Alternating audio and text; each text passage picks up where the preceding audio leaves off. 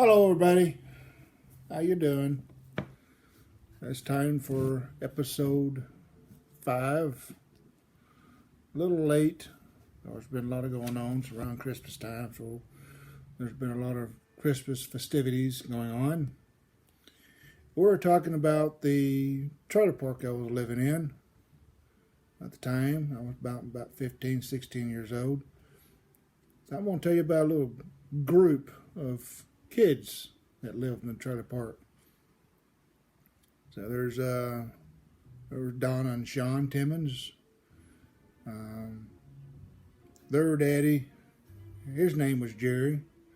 I forget her mother's name. I think it was Martha. I don't remember.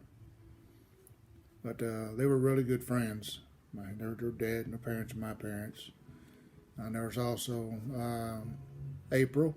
It was about 11, 12. There's Donna Stevens. She was a 15-year-old. There's also Stan, one of my hangout buddies. Me and Stan one time had a long bike ride. One time we planned together. We left the trailer park one morning before sunrise. We had some little pouches on the bicycles where we put food and stuff in. I was doing some landscape maintenance and lawn maintenance, so I had my money and he had some money. And we got some little water bottles, hooked them to the bicycles.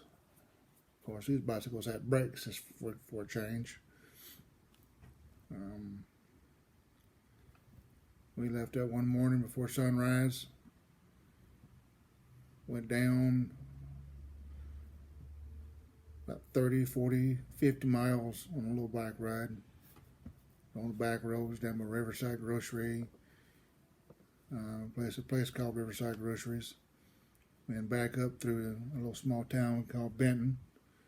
We stopped at the old Crank's food store. It's a different name now, but at the time it was called Crank's. We got there about 10:30, 11. Went inside, bought ourselves some hot dogs, some chips, and then went out to the old bauxite mines.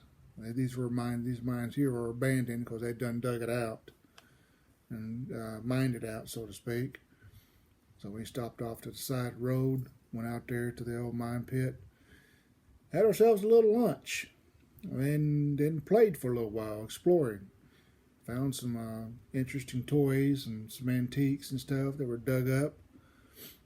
Kept a few of them, put them in our pouches, and after we were done with our lunch and our little adventure down the old mines, we went back up through the little town called Bryant and back to the trailer park. It was sundown till we got back home. Well, yeah, we made ourselves a long old bike ride. That's something we did to do. We also had there was a bridges down the way. We called 4 bridges going across the freeway. And sometimes we went down there. One time we went down there, him and I, and we camped out under the bridge and fished. And we brought our fish home the next day and cleaned them. Had ourselves a fish fry. Fish fries are good. Yeah. And of course, there's also his brother, his Ted. There's also Lisa and Jennifer there, their names. Cindy, the landlord's daughter. Brian. Tony was the oldest one. He was about 17, 18. He was the only one with a car. Of course, he didn't live with trailer park. He'd come and go every now and then. Who else was there? Of course, it was me, Amy, and Sherry. We called ourselves the Happy Acre Gang. That's what we called ourselves because we lived in the trailer park at that time, and the name was called Happy Acres Trailer Park. And of course, eventually, it changed hands and they changed the name of it. But I was here. I had some interesting experiences with sexuality. Of course, when you're 14, 15, 16 years old, you get to that point where you're begin to be interested in the opposite sex. And I had several girls in that trailer park that were interested in me, but nothing ever happened. One time we came close to something happening, and I'm gonna try to be as clean as I possibly can. I don't want to get too nasty with it, but we were in the trailer park. It was dark. There's a mattress on the ground. There's another mattress laid against the thing that had which we can get up underneath there. And we had gotten underneath there. That was with Donna, one of the Donnas, and she wanted to do a little. She was getting to her sexual life. She was about 12, and we got undressed, and she laid across me, and of course we're both virgins, so we just laid there and kissed. So we didn't really know what to do, so we just kind of laid there and kissed each other. And we weren't given an opportunity to figure out what we were supposed to be doing. And before the other kids came around the corner and said, "Hey, you all right?" And he's like, "Oh, really?" So we kind of got busted out. And she tried several times after that to do some stuff with me, and we kind of made out a little bit here and let him out a little bit there. But every time we tried to go further, the kids would come tracking us down. I guess because they were sent to go track us down, so to speak. So I've ended up cutting it off. And I said, "No, you're constantly getting me in trouble. We can't keep doing this." And so I kind of chewed her out a little bit and said, "I'm not going to do this no more, blah, blah, blah, blah. Leave me alone. You're constantly getting me in trouble," and yada, yada, yada. I didn't want to be mean to her, but I didn't want to keep getting in. I didn't want to keep getting in trouble either, because every time we tried to do something, the kids would come tracking us down. Because like I said, I think they were sent to track us down, if you want to be totally honest. And the other Donna, she was a little bit older. Like I said, she was about 15. She was full figured. I mean, I'm not saying she was big or anything. She had a nice body on her. She was developed, sort of, if you want to be honest with you. One time I came home, opened the door, and she kind of threw herself in my arms and sort of kissed me all over the place. And of course, again, I'm timid, I'm shy, don't know how to react to it, and so I just kind of held her, and she was done, and that was about it. And then she was one time she was out playing slip and slide in the yard in her pink bikini, and my mind says, "Yeah, I'll go play slip and slide with her." But my other part of me says, "Nah, I know if we did, we didn't end up in our house, and I ended up doing something I wasn't supposed to be doing, and I didn't want to get caught because I'm going to do the other experience of being caught." So I just like. That's why you sneak away. So I had several of the girls there, and I saw magazines and stuff, and I saw the pictures, but I didn't know what I was supposed to do. I didn't know the motions I was supposed to do. I didn't know you were supposed to move your hips. I didn't know you were supposed to do this. I didn't know you were supposed to do that. So I had to find out by braille, so to speak. And even though I wanted to go play slip and slide with her and end up in her bedroom, I kept my clothes on, went off and played with my friends. She wanted to. She did. I didn't. Of course, Lisa, one of them, I did end up dating her for a little bit. And the most we would do was just make out, kiss. That's what all we do. Because she was one of the more modest ones, to tell you the truth.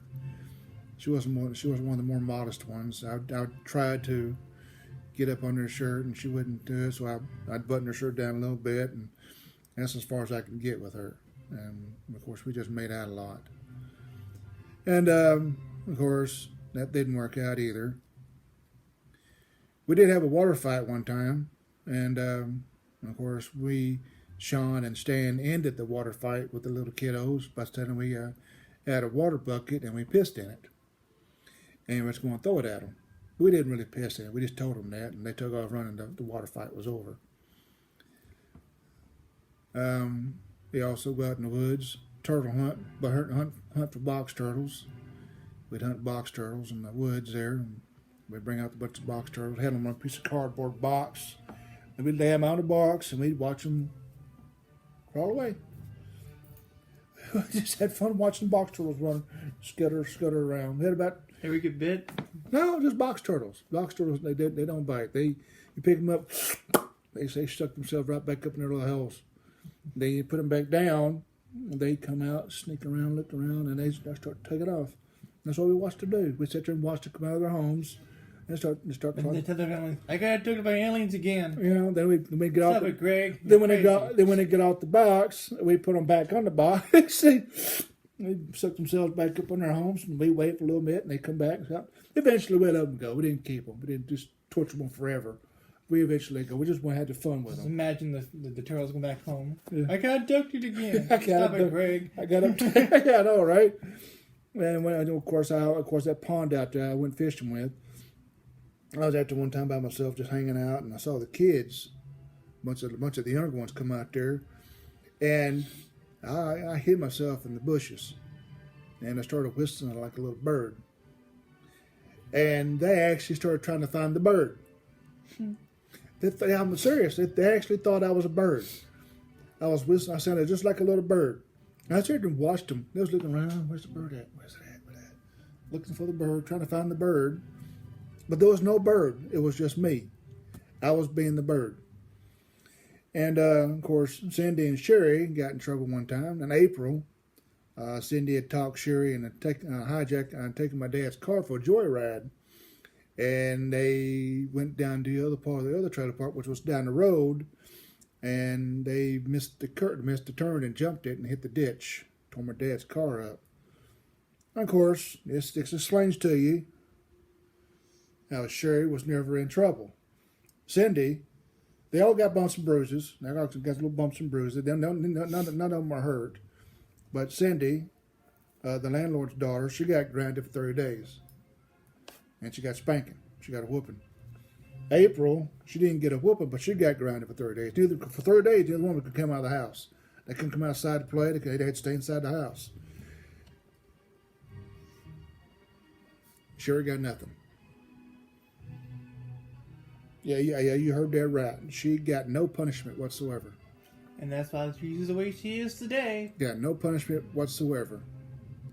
She was able to go outside and play, run around, do her thing. She had her freedom, while the other two accomplices were punished for 30 days. Yeah. It's a bit unfair, you got to think. Yeah, it was a bit unfair. Of course, me and Tony got into it one time, but Tony he was in I guess he had a bad day or something. Came to a trailer park for a visit like he always does, in his little car. And this time he was In a mood. He was in a mood, and him and Brian, little Brian, got into it. I call him Brian. I don't really remember his name, but I stood up for him. Because I was the second oldest, and I stood up for him. And I stood Tony. I said, Tony, and I'd leave him alone. Leave him alone. Stop messing with him. And of course, Tony looked at me, and I walked towards him, and stopped short of going face to face with him. It was about 2 feet from each other, and I dared him. I said, "If you want to hit somebody, hit me." And of course, Tony stood there for a little bit, and then waited, and then decided it wasn't in his best interest, in front of all of our friends there, to Get in a scuffle. get in a scuffle with me. So he ended up getting in his car and he left. And of course, that was the last time he showed up at the trailer park. He came by for a visit. He never came back by. I don't know what led up to the disagreement between him and Brian and the other ones, but that was the end of that. Stop to it. There was another girl there that wasn't really part of the gang. Her name was Amber. I feel bad about this one because, man, one of the other kids, he was a newbie. His name was Sean as well. We played a prank on her. It was like a little stalking prank. And, of course, a few years later when she finally got her driver's license, the stalking prank turned into a real prank. Well, she wasn't stalked, but she had a car wreck and she was killed. Of course, in the stalking prank, we said she was going to die tonight. And we rubbed some ketchup all over cardboard. And it's fixing to call the law to one of the other kids said, I bet I know who's doing this. Then we finally confessed to it. And, of course, about 5 years later, she ended up in a car wreck and died. So, kind of felt bad about that one. Yeah, I probably feel a little responsible for that. Yeah, it wasn't a very good prank, but we didn't know. It was kids. Was playing. And of course, they laughed it off. Of course, at the time, they laughed it off, too, when they found out who did it. So it wasn't a big deal, but that, years later, she passed away in a car accident. I don't know what happened to the rest of the gang, because after the new landlords took over, they decided that the trash had to leave the trailer park. They were going to clean the trailer park up, and if you didn't fit their criteria as tenants, then you were asked to leave. And of course, a lot of our friends, parents, were considered trashy, including James and Tony's mother, Judy and Terry. I got to know Judy and Terry quite well. And they were asked to leave. Eventually, we left and moved out to Alexander. A lot of others left because we didn't like the way these new landlords were treating people. So we decided. Pretty sure it probably died out. Yeah, well, they did some revamping of the trailer park, and we went back eventually to the trailer park to this landlord that chased all of our friends off after they pretty much disbanded or forced a disbandment of the gang we had there. And it was about 4 or 5, maybe 6 of us. And of course, my dad lived there back off and on for a couple of times. Of course, I'll explain to that why he was living by himself after a while. We got some toilet paper. That was the first time I ever did something like this. I've never done something like this before. Well, and they were awake while we did it. They were awake. The lights were on, windows were open, but it was dark outside, but we were that daggum sneaky. They had no idea we rolled their yard. I mean, we covered their yard. We covered their trees. We covered their cars. We even threw toilet paper over the house. And they didn't notice? And they never noticed we were outside doing it. Never noticed. We were that sneaky. We rolled her. That's the first house I ever rolled. I never rolled a house like that. I would love to see the reaction to that. Yeah, I would too.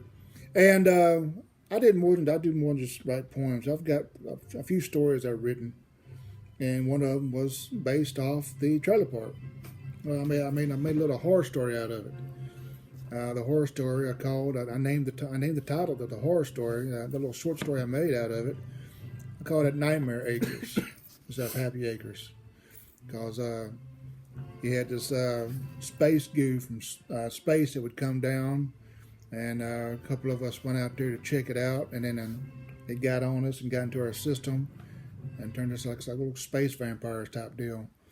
And we would go on a killing spree. We didn't like you, we killed you. If we wanted you to be part of our little gang of space monsters and space creatures, and we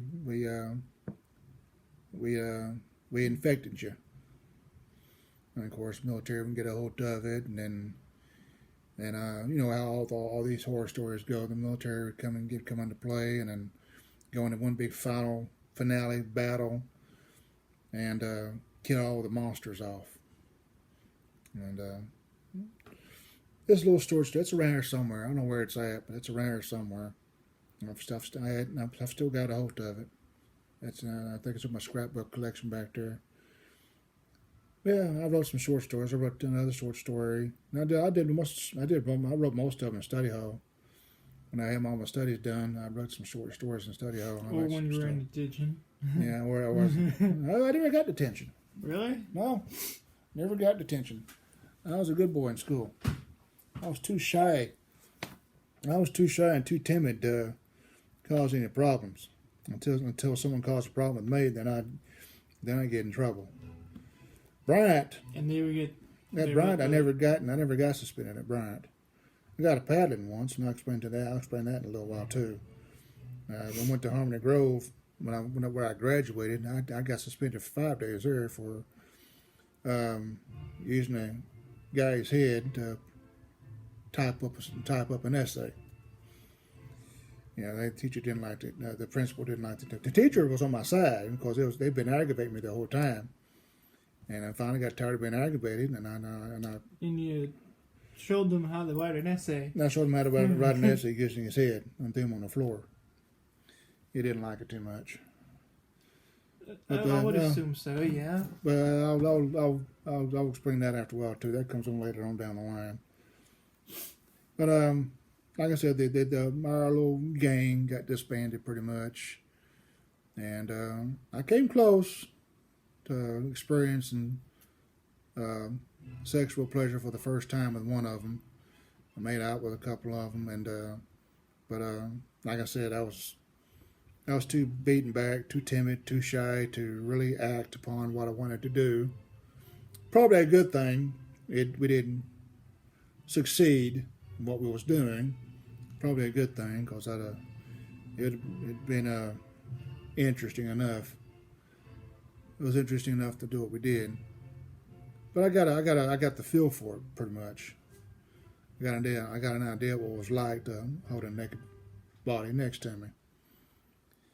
Of course, eventually, Amber wasn't the only one that died from that little trailer park. I don't know. Like I said, I don't know what happened to the rest. I know Stan ended up. He got rich, and I don't know where he's at now. He's rich. He makes a lot of money, and I guess he's probably retired by now. He's so much money. Sean, both of his parents would end up dying eventually down the line. He's the only one left. Donna drank herself to death in Hot Springs. Later on, she passed away. The others, I've lost contact with them all.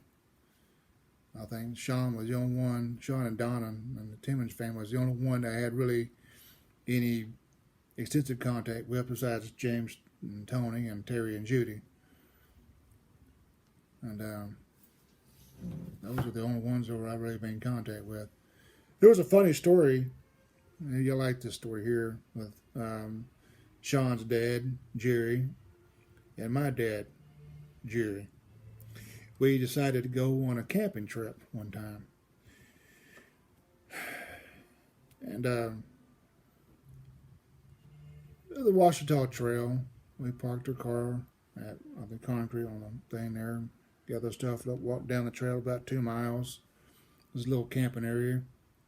Of course, all these long trails, a lot of them have little camping areas off to the side where you can stop, little breaks, and set up camp. And there's one about 2 miles down that little trail where we went at, the little trailhead.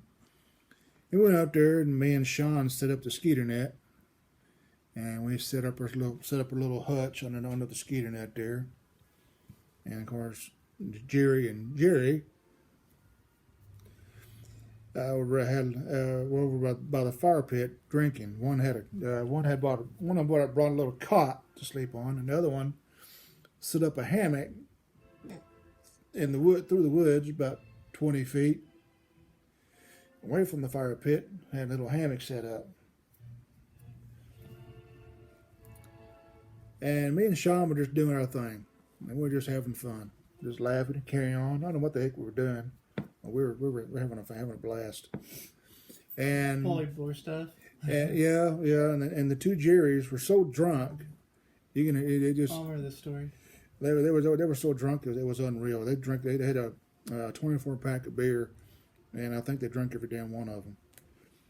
But it was getting close to bedtime, and Jerry, my dad, told Jerry, his dad, that he wanted to go sleep in the hammock. Or in this case, try to. And we weren't paying attention at first. And then my dad, Jerry, started to walk through the woods, and he hit a tree. He bounced off that tree, hit another tree. Then he hit another tree, and Me and Sean stopped what we're doing. I said, what's going on? Why's he hitting? And he kept hitting trees. We watched him hit about 10 trees getting to the hammock. Like a pinball machine. He was pinballing himself off of trees getting to the hammock. And then we watched him as he tried to sit in the hammock, and the hammock threw him backwards. Boom! Right on the floor, right on the ground. He crawled, pushed himself back up, and pulled himself back up using the trees and the limbs. Tried it again, and then it threw him again. This time off the front side of it. So the hammock done tossed his ass twice already. You know that, Jerry? This hammock keeps. I can't get in this. I can't because he couldn't talk. He said, "This hammock, it's being mean, Jerry." And Jerry looked at him and said, "What do you mean?" "Oh yeah, he keeps throwing me off." And then the other Jerry said, "Okay, hold on."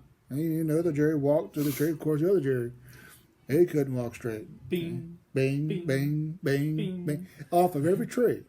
Of course, just about this time, me and Sean, we were about ready to piss our pants. We were laughing so hard. We were having a blast. We stopped what we was doing, and we watched the show develop in front of us. So we watched the show here develop in front of us, them pinballing off the trees, trying to help each other out. Jerry got over there to help Jerry out, and you can see the hammock flipping back and forth as one Jerry was trying to help the other Jerry into the hammock. Both drunk off the rockery. And then both of them flat out drunk. Had no idea what was daylight or nighttime. And one Jerry, one Jerry finally got the other Jerry into the hammock, and he laid there for a few minutes, and then waited for the other Jerry to pinball himself back through the trees back to the fire pit. And just as that Jerry sat down, the other Jerry said, "Jerry, I don't like this. It's uncomfortable." So they spent 15, 20 minutes going back and forth to these trees, bouncing off the trees, trying to get one Jerry to the hammock. The Jerry got in the hammock, decided he didn't like the hammock. So the Jerry had to make his way back. Of course, it's interesting, isn't it? He had to make his way back to the trees, back to the hammock. They helped the other Jerry out of the hammock. It was hard enough to get him in the hammock. Now he got to get his ass out of the hammock. And then they helped him back to the fire pit where the cart, the mattress? No, not the mattress. It was that's like a military bed type deal. A little cart that you pull together and you. Oh yeah, it's I don't know what it's called. Yeah, that's one of those beds. We lock him into place and you lay there. And of course, Jerry tried to put him down, and my dad, Jerry, just kind of fell. So his top half was on the cart. His legs were off the cart on the ground. And Jerry decided, he's fine. He's fine. So he just kind of threw a blanket over him. Then he pinballed his way back through the trees and fell into the hammock. This whole ordeal took about 30 to 40 minutes watching these two drunk-ass idiots fight through the trees, back and forth, trying to get who's going to sleep in the hammock and who's going to sleep on the cot. That's what it is. That's why it's a cot.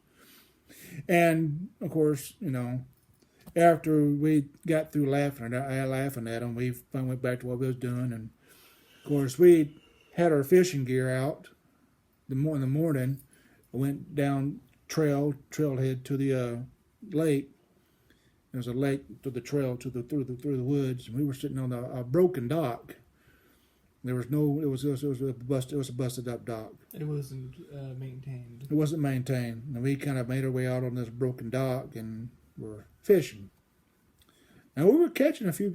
Catching a few perch. We found a net. We found a school of them. A spawning. It was a spawning, and we found the nest. We found the spawning area where they were spawning at, and there was tagging our line. But my dad woke up with a hangover and he said, it's time to go, guys. Come on. So we ended up tossing the 5, 6 fish we'd already caught back into the water. And that was the end of that trip. But that was pretty interesting. I mean, it's a trip. But yeah, that's the Happy Acre gang. We went swimming a few times together at the lake, and some other people, just some newbies came in here. A lot of people, all the newbies I don't know about. I don't remember all their names. There was about 4, 5, 6 other kids came in there. And of course, like I said, Terry and Judy and James and Tony would end up moving over across the road to a place called on Show Road, a place called Show Road, and out down that road. They ended up going over there. Of course, we bounced off to Alexander.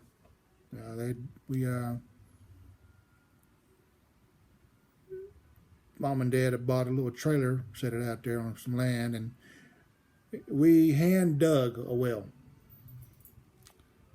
Why? Yes, because my dad and mom, because that's what my dad wanted. We had a shovel, we had a pickaxe, and we had a makeshift pulley system that we drop a bucket down in. We fill this bucket up, and pull the bucket out and dump it off to the side. We hand dug a well. Me, Sherry, Amy, and my dad did every. My dad got in there, got in there every so often, but mainly me and Amy did it. So me and her dug it. I go in there for a little bit, and I dig a little bit, and then I come out, then Amy go in there and dig a little bit, then I go back in there and dig a little bit. I was enjoying it. I didn't want to get out. I wanted to keep digging. So you felt like a dwarf. I felt like something because we had electricity out there, Diggy hole. and we had gas out there, but never got water hooked up out there. So we had to go. We wanted to take a bath and everything. We had to go out and draw water from the well, take it back into the trailer, and heat it up on the stove to sanitize it. But that was fun. But my shyness didn't end at the trailer park. I was pretty shy in school too, and that leads us up to the next point. This girl's name was Angie Benoit. I was in study hall one time, just studying. I had my book open for a change, reading my book, and all of a sudden she walked up to the front to the teacher's desk for a little bit, and then as she walked back, she tossed a note in my book. She said hi, basically. Unknown caller. And she said hi, basically, and introduced herself and all that. And I tried for about a month to get the nerve up to really get to know her and to talk to her. She was gorgeous. I mean, she was a gorgeous girl. I mean, she wanted my attention, and I didn't know how to give it to her. And she was a senior, and I was barely a sophomore in high school. That was my first or second year in high school. And she wanted me. She wanted my attention, and I didn't know how to give it to her. So I ended up writing a poem about her. And this is the poem I wrote about her. The poem is called The Image of Beauty.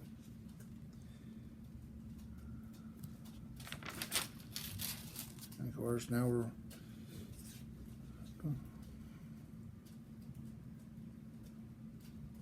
Image of Beauty. She stood firm, prettiest creature I ever saw. Nice smile and beautiful figure to boot. I couldn't believe this was happening to me. She drops me a note, and I fall instantly in love. She walks away in a provocative manner, looking back, saying goodbye. Call me later. I'll smile greatly with a sense of pride as I paint her name with my pride and soul. Kind of silly, but that's about the only way I knew how to express myself. Just through stuff like that.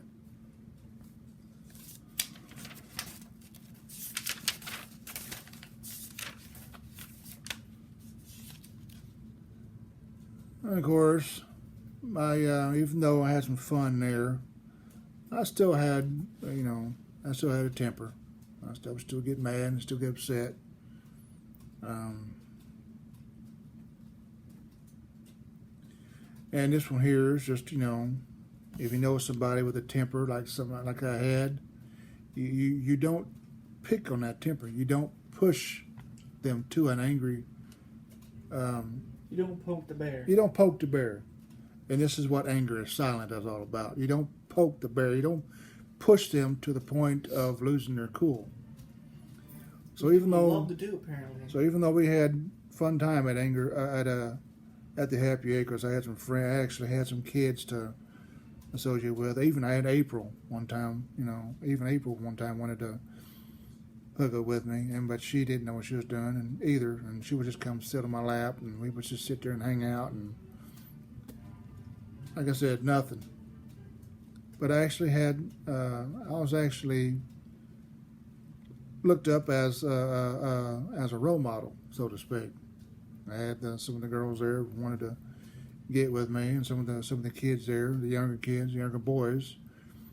Like I said, when I stood up for Brian, that I actually had a reputation. But that wasn't the end of that was just a little reprieve from some of the crap I've been going through. And of course, Amy, we had another Amy in the trailer park as well. I forgot about that one. We had another Amy in the trailer park as well. And one time she witnessed my dad's rage.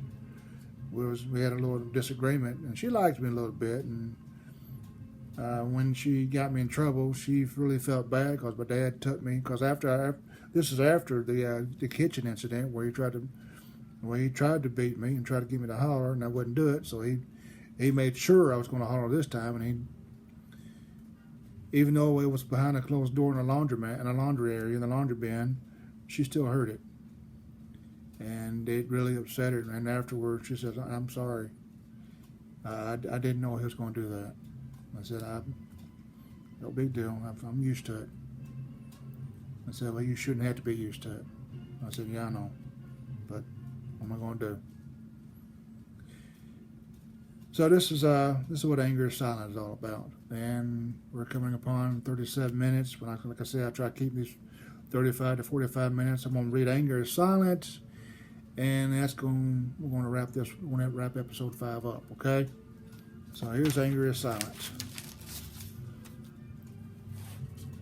Anger isn't a funny thing to accept, but it seems it gets very much overlooked.